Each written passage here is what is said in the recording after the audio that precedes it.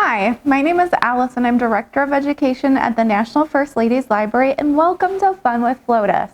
We have been talking the past few months about women in government. We've talked about women who ran for president, and the presidency is the executive branch. And this month we're going to talk about women in the legislative branch. So the legislative branch makes the laws, and the legislators are the Congress people who are the House of Representatives and the senators. So each state has 2 senators and a member, at least one, of the House of Representatives. So today we're going to learn about Barbara Jordan, who was a member of the House from Texas. Women actually joined the House of Representatives before the 19th Amendment even passed. So women across the country didn't have the right to vote, but Jeannette Rankin from Montana became a congressperson, and she was the first female congressperson, and many women came after her. So today we're going to read a story called "What Do You Do with a Voice Like That?" The story of extraordinary Congresswoman Barbara Jordan. Growing up in the 5th Ward of Houston, Texas, Barbara Jordan stood out. She may have looked like other kids. She may have acted like other kids, but she sure didn't sound like other kids. Not with that voice of hers. That voice, that big, bold, booming, crisp, clear, confident voice, it caused folks to sit right up, stand up straight, and take notice. What do you do with a voice like that? Well, first, you give that voice something to say. Barbara recited poetry at church. She memorized speeches for school. She entered oratory contests and, in 1952, won a trip to Chicago, the first time she'd ever left Texas. Barbara was proud of herself and proud of her voice. It was laying a path for her. But where would that path lead? On Sunday evenings, Barbara would talk things over with Grandpa Patton. Would she become a preacher like her father and like her mother could have been? Or a teacher like those who encouraged her at Phyllis Wheatley High? Or perhaps she'd become a lawyer. Not many black women had achieved that. But one who had done so visited Wheatley and gave a stirring speech. Barbara was inspired. Being a lawyer would be a marvelous use of her voice. But before that can happen, what's the next thing you do with a voice like that? You give it more knowledge to work with. College opened Barbara's eyes to how the country was changing and how it wasn't. She learned how to find facts for herself, debate important issues, defend good ideas, and dismantle bad ones. Her law classes challenged her more than anything she'd known. She hid her struggles from her classmates, studying long and hard and out of sight. And when she graduated, yes, Barbara became a lawyer. But being a lawyer bored her. She used a typewriter and a pen a lot more than she did her voice. And there was not enough work to occupy her time or mind. There was, however, lots of political work that needed doing. In 1960, America was not as free or as fair a place as it could be. Barbara believed that politics could change that. She got involved. One night, a scheduled speaker was absent and Barbara was asked if she would fill in. She said yes. The audience loved her. They trusted her. Most important, they were inspired to do something, to get out and vote, and to help round up others and get them to vote. Her voice made a difference.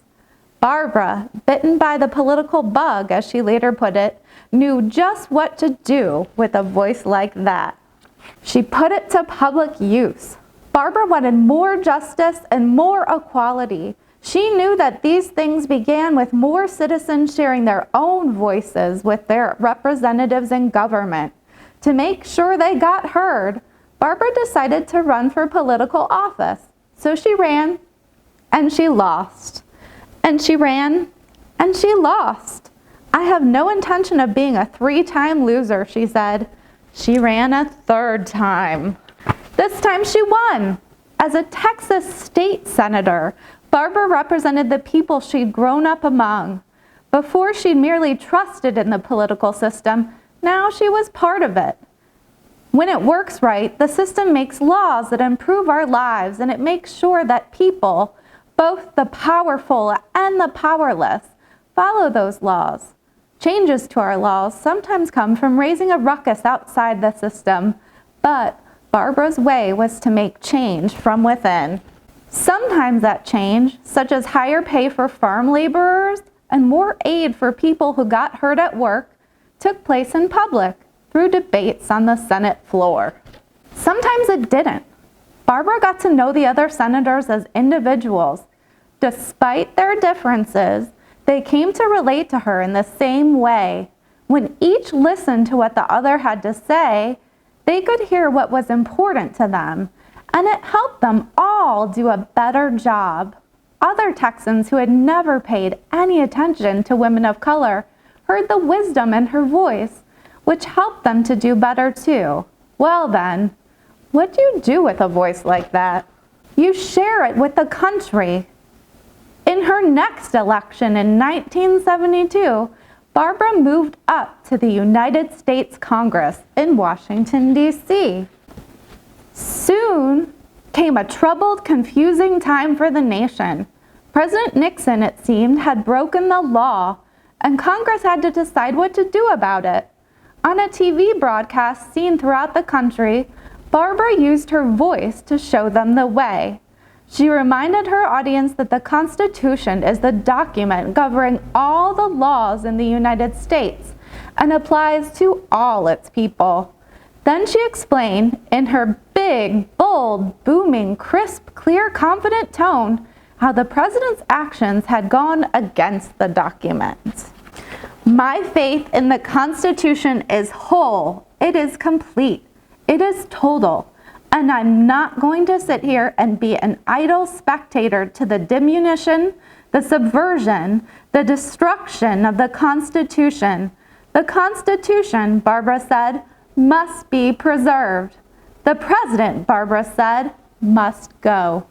The president went. That speech made Barbara a star. She shone like a bright light in a dark place. Barbara would have loved spending more nights under actual stars, camping and singing with her friends, but the public wanted more of her and more from her. She delivered, battling to protect the rights of Mexican American voters and others against discrimination. There were whispers and rumblings of what might be next for Barbara. The U.S. Senate, the Supreme Court? Could she possibly become the Vice President Jordan? Who knew how high she might rise? So many people had so many hopes for Barbara. In her voice, they knew there was much to admire. How she spoke for those who had less power. How she spoke for those who possessed quieter strengths than her own. How she spoke for those who did not want to be limited by their weaknesses. But the public did not know that this last group included Barbara herself, who had privately struggled with a nerve disease called multiple sclerosis since her earliest days in Congress. Nor did they know that Barbara had begun hearing another voice. This other voice was an inner voice. It instructed her that the right place for Barbara Jordan was not in any of the roles that the public had in mind. It told Barbara that the right place for her now was as a citizen back home in Texas. What do you do with a voice like that? Even as her body failed her, Barbara's mind grew even wiser, and she heeded what she heard. She went home. There she became a teacher. College students who intended to put their own voices to public use lined up for the chance to learn from her. In her classroom, you could bet that they sat right up, stood up straight, and took notice of the values she imparted: equality, justice, trust. Barbara used her voice to instruct and implore and inspire them, not just to get out and do something, but to do the right thing. And when the occasion called for it, say at a basketball game with students such as those she taught, students like Barbara herself once had been, she even used her voice to raise a ruckus. Barbara Jordan's former students still move among us, striving to do work that would have made her proud, hearing echoes of her words as they try to make life better for all of us. For when it has been silenced, what do we do with a voice like that? We remember it and we honor it by making our own voices heard. So that's the story of Congresswoman Barbara Jordan. So your job is to look up Barbara Jordan and see if you can listen to a recording of her voice. And then look at your state and see if there are women who represent you in Congress and the House of Representatives. Thank you so much for joining us for Fun with FLOTUS today, and we'll see you next time.